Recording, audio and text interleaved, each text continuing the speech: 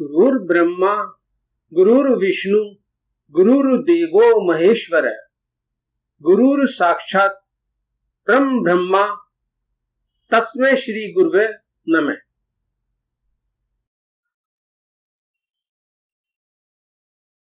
नमस्कार मित्रों, मैं जेपी कुमार आपका स्वागत करता हूं वास्तविक ज्ञान विद्यापीठ में, जिसमें हम आपको एस्ट्रोलॉजी,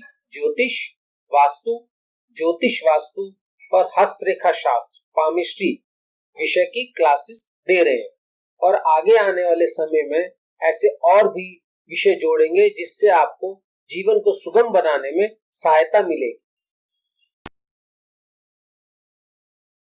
जब हमें किसी देवता के गुण, धर्म, प्रकृति, व्यवहार स्पष्ट होंगे तभी उनका पूर्ण ज्ञान होता है। तब उस पद का क्या उपयोग करना चाहिए जिससे कि प्रकृति और नियमों का पालन हो। दूसरे शब्दों में अगर कहें तो जिस पद की ऊर्जा जिस कार्य के लिए है उसके अनुसार ही वहां कक्ष का नियोजन किया जाना चाहिए। उसी कार्य के अनुसार या उसी उपयोग के लिए वह कक्ष का निर्माण हो जिससे उस कार्य में सहायता और सफलता मिले। देवता और उनकी ऊर्जा को समझना चाहिए। आवश्यक है कि देवता के गुण धर्म के आधार पर पद के उपयोग का निर्धारण किया जा सके और अगर पद में कोई दोष है तो उसका क्या कारण है, उसके क्या दुष्परिणाम है, ये जान सके और उसके सुधार का उपाय कर सके।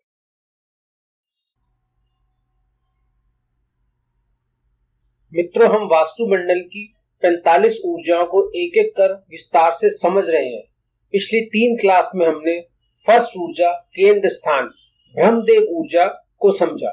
उसके बाद केंद्र स्थान के उत्तर नॉर्थ में सेकंड ऊर्जा भूधर देव, उसके बाद केंद्र स्थान के पूर्व ईस्ट में थर्ड ऊर्जा आर्यमदेव, उसके बाद केंद्र स्थान के दक्षिण साउथ में फोर्थ ऊर्जा विवस्वान देव ऊर्जा की विशेषता समझी थी। आज हम केंद्र स्थान ब्रह्मदेव ऊर्जा के पश्चिम वेस्ट में फिफ्थ ऊर्जा मित्र देव ऊर्जा को समझेंगे। ब्रह्मदेव के 4 मुख 4 दिशाओं का प्रतिनिधित्व करते हैं। ब्रह्मदेव के अपने चारों मुख से एक एक वेद की रचना की थी। ब्रह्मदेव के पश्चिम मुख से सामवेद की रचना हुई थी। पश्चिम दिशा का स्थान सामवेद के द्वारा ही संचालित है। इस पश्चिम वेस्ट दिशा के देव मित्र देव हैं, जो कि मित्र देव ऊर्जा कहलाती है। मित्र का साधारण शब्दों में उत्तर है दोस्त, बंधु, सखा और फ्रेंड, जिसको देखते ही एक ताकत सी आती है, एक खुशी मिलती है। यह शब्द ही हिम्मत देता है। मित्र इंस्पिरेशन देता है, उत्साह देता है, प्रोत्साहन देता है। मित्र का हाथ पकड़ यानी मित्र का साथ होने से बड़ी खाई या ऊंचे से ऊंचा पर्वत पार करने का हौसला मिलता है। हम विश्वास से कह सकते हैं कि आप सभी ने जरूर कोई ना कोई ऐसा काम किया होगा जो आप मित्र के बिना करने का सोच भी नहीं सकते होंगे। अगर मित्र का सहयोग और साथ नहीं होता तो आप उस काम को कभी नहीं कर पाते। अगर एक लाइन में कहा जाए मित्र का मतलब, तो अंदर से निकलेगा इंस्पिरेशन, प्रोत्साहन, बढ़ावा, विश्वास, हिम्मत, सहयोग, साथ।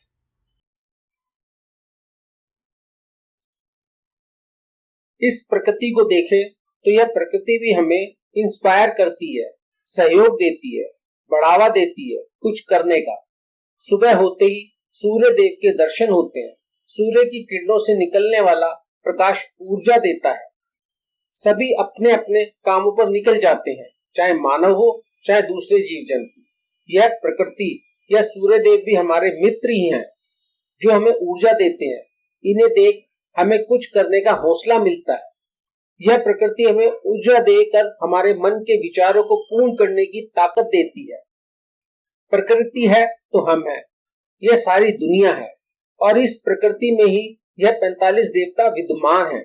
इन देवता की ऊर्जा के व्यवस्थित उपयोग से ही जीवन सुखमय हो सकता है। वास्तुमंडल की रचना का उद्देश्य ही मानव को इन 45 देवताओं की शक्तियों से परिचित कराना और इन शक्तियों को दोषमुक्त रखकर व्यवस्थित उपयोग करना सिखाता है।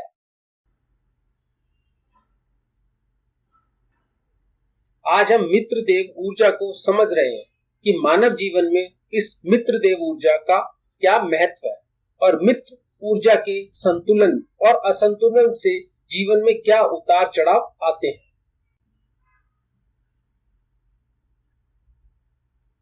किसी भी घर या किसी भी संस्थान ऑर्गेनाइजेशन में जब घर के लोग और संस्थान के मुख्य लोग कहे कि हमें किसी का साथ सपोर्ट नहीं मिल रहा या कहें कि हमारे से कोई सहयोग कॉपरेशन नहीं कर रहा, तो समझ जाना चाहिए कि उस भवन में मित्रदेव की ऊर्जा डिस्टर्ब है, बैलेंस नहीं है, मित्रदेव की ऊर्जा में कोई रुकावट है।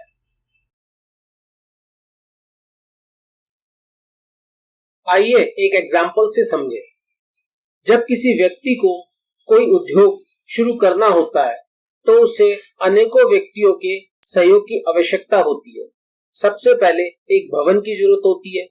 भवन में फर्नीचर की जरूरत पड़ती है, कुछ मशीनें, बिजली, इलेक्ट्रिसिटी, कच्चा माल, रॉ मटेरियल, मजदूर, वर्कर्स, कर्मचारी, स्टाफ और अनेकों लोगों, एक्सपर्ट्स का सहयोग चाहिए होता है।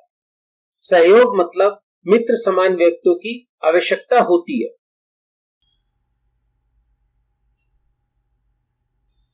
अगर वह व्यक्ति यह कहता है कि मेरा तो कोई सहयोग सपोर्ट नहीं कर रहा, अगर वह कहे मेरे साथ मेरा कोई मित्र होता तो आज मेरा यह काम आसानी से हो जाता, तब तुरंत समझ जाना चाहिए कि यह मित्र ऊर्जा में कुछ न कुछ अनबैलेंस है, जिसके कारण रुकावट आ रही है।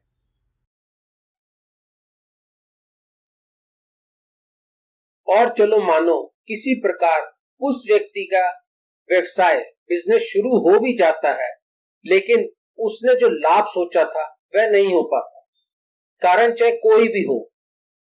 मानो जो सामान बनाया उसकी क्वालिटी खराब हो जाती है, या लागत मैन्युफैक्चरिंग कॉस्ट ज्यादा आती है, या बिक्री सेल समय से नहीं हो पाती, या और भी किसी वजह से लाभ नहीं हो पाता। लेकिन इसका मुख्य कारण है कि सहयोगी एक्सपर्ट्स ठीक नहीं मिले, क्योंकि वे समय से क्वालिटी एंड कॉस्ट चेक नहीं कर पाए। इसका असली कारण है कि मित्र का क्षेत्र कुछ न कुछ अव्यवस्थित है। वहां कोई न कोई ऐसी रुकावट है जो कि मित्र की ऊर्जा का संचालन सुचारू रूप से नहीं होने दे रही।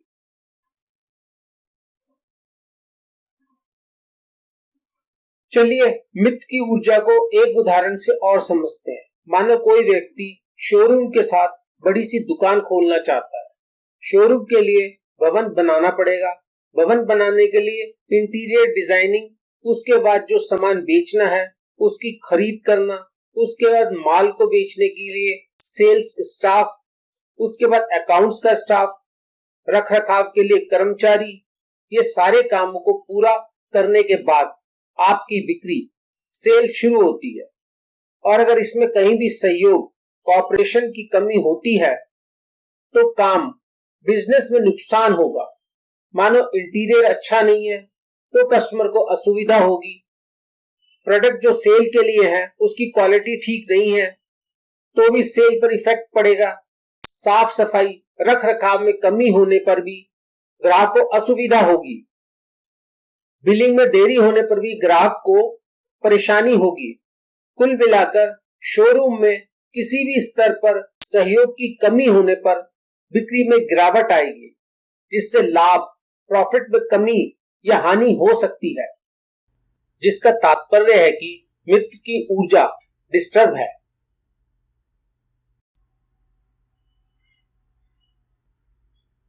आइए अब समझते हैं मित्र की ऊर्जा में संतुलन किस प्रकार बिगड़ता है, इसके कारण क्या हो सकते हैं।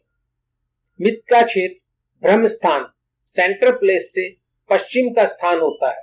इस पश्चिम के स्थान में जांच करनी चाहिए कि यहाँ कोई टूटा फूटा सामान नहीं होना चाहिए या कोई ऐसा फालतू एक्स्ट्रा सामान जो काफी समय से पड़ा हो, जिसका उपयोग नहीं किया जाता हो। यहाँ कोई स्टोर तो नहीं बना रखा हो, यहाँ कोई स्टेयर्स तो नहीं है, इस स्थान पर टॉयलेट नहीं होना चाहिए, इस स्थान का रंग क्या किया गया है, इन सभी विषयों की जांच की जानी चाहिए। अगर इसमें से कोई भी कारण हो तो उसे जल्द से जल्द दूर करें। मित्रदेव की कृपा पाने के कुछ उपाय इस प्रकार है। सबसे पहले मित्रदेव के स्थान को साफ करें और वहां पर विधिवत रूप से पूजा करें। मित्रदेव के स्थान पर जहां आपने पूजा की है वहां चांदी या एल्युमिनियम के छोटे से बर्तन में गाय का घी रखना चाहिए। दुर्वा घास मित्रदेव की प्रिय वस्तु है। इस घास को सफेद, व्हाइट या सलेटी सिल्वर रंग के गमले में लगाकर रखना चाहिए। मित्रदेव के स्थान पर लाल, रेड रंग का पेंट और फर्नीचर होना चाहिए। दुर्वा घास को हमारे शास्त्रों में बहुत पवित्र माना गया है। इसका उपयोग अनेकों पूजा और हवन में किया जाता है। इसके उपयोग से भी मित्रदेव को शांत किया जा सकता है या मित्रदेव की ऊर्जा को नियंत्रित किया जा सकता है।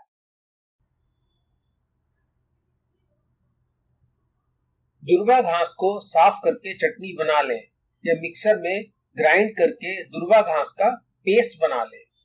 इस चटनी को रोज 1 चम्मच पानी या दूध में मिलाकर पीना चाहिए। यह भी एक उत्तम उपाय है मित्रदेव की कृपा पाने के लिए।